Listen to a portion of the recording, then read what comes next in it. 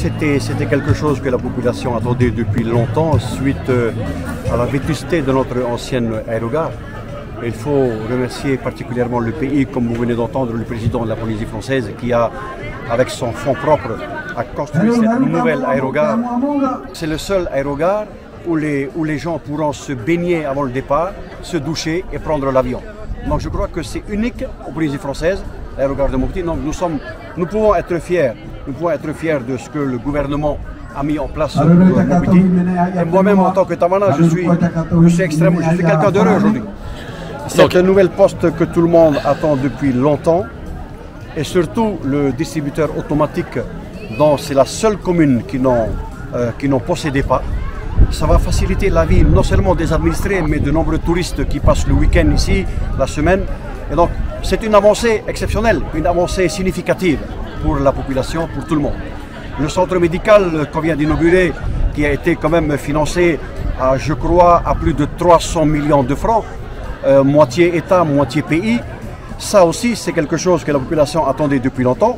Et on ne peut qu'être fier. Il faut aussi remercier sans cesse, remercier infiniment l'État et le pays d'avoir trouvé les financements pour que Mopti soit enfin doté d'un centre médical avec du matériel flambant neuf et qui coûte extrêmement cher.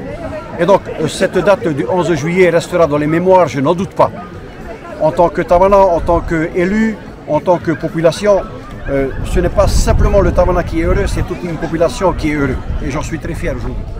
Évidemment, avec le nombre de touristes, on sait très bien qu'avant le Covid, la compagnie aérienne a transporté plus de 30 000 passagers.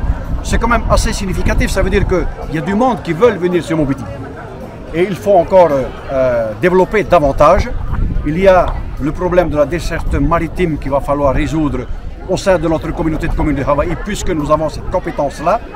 Et je ne doute pas que dans les années à venir, le pays aidera aussi Mopti dans ce sens-là. Pareil, c'est au même titre que les Marquises, au même titre que les Tuamotu.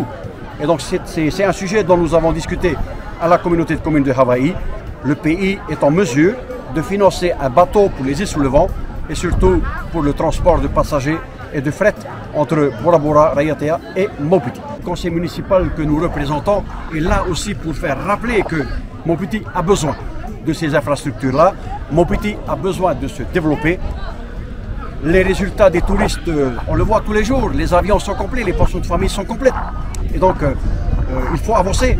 Et il faut travailler ensemble, l'État et le pays et la commune, comme vient de le dire monsieur le commissaire. Oui, ça va. Je suis confiant pour l'avenir de cette île de Mopti. On est confiant.